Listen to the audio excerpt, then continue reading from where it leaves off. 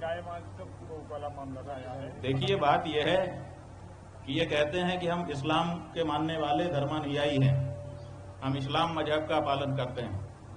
मुस्लिम जो हैं वो कहते हैं कि हम धार्मिक हैं और इस्लाम हमारा धर्म है। ठीक है, ये धर्म कैसा होता है जो किसी को काट दे? पहली बात। फिर कहते हैं कि हम इसलिए काटते हैं क्योंकि हमारे यहाँ एक घटना घट गई थी। घटना क्या थी? ईश्वर ने कहा था इनके, जैसा कि इन्होंने ही बताया कि सबसे प्रिय जो वस्तु हो वो हमें दे दो। तो सबसे प्रिय वो वस्तु है जो बाजार से खरीद के लाओ और काट दो। तुम्हारी सबसे प्रिय वस्तु वही है। तो ये कैसा धर्म है हमको समझ में नहीं आता है, पहली बात। दूसरी बात यह है, इनके धर्म में ये कहा गया है कि तुम जिस देश में रहो उस देश के कानून का पालन करो। भारत देश में गाय को काटने पर, गौवंश के काटने पर मनाही है। यहाँ पे पशु की क्रूरता का कानून लागू है। यहाँ बकरी भी धर्म के नाम पे नहीं काटी जा सकती है, बकरा भी धर्म के नाम पर नहीं काटा जा सकता है। लेकिन भारत की सरकार इस मामले में नपुंसक हो जाती है, कानून बना के रखती है लेकिन कानून का पालन कराने के लिए कभी आगे नहीं आती है। जब आपने पशु क्रूरता निवारण अधिनियम बना करके रखा है और ये कहा है कि धार्मिक कारण से किसी भी पशु को नहीं मारा जाएगा, हमारे जो श्रौत यज्ञ होते हैं उन श्रौत यज्ञों को आपने बंद कर दिया है। हम श्रुति समर्थित जो यज्ञ हैं वो नहीं कर पा रहे हैं। क्यों?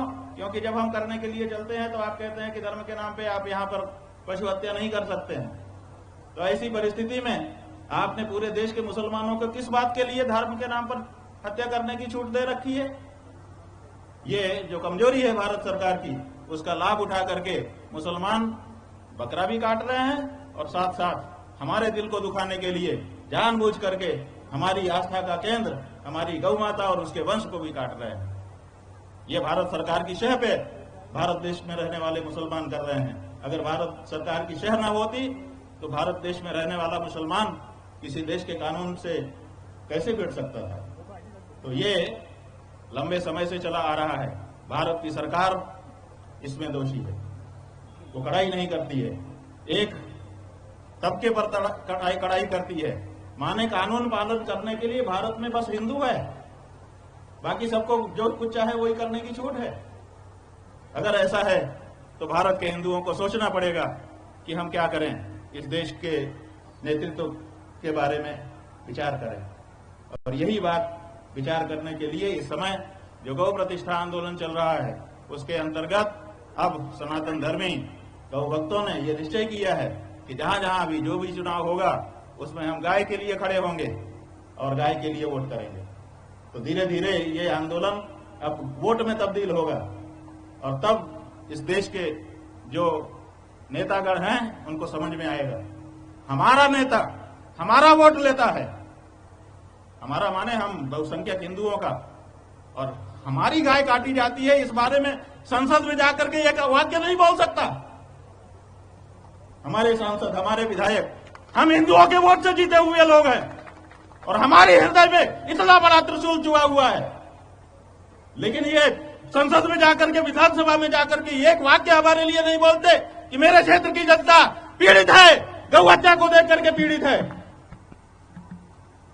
ये क्या हो रहा है? हम वोट दें और हमारी मां काटी जाए और तुम हमारे लिए एक वाक्य ना बोल सके। हम तुमसे कहां कह रहे हैं कि तुम हमारी गाय के लिए सब कुछ कर दो।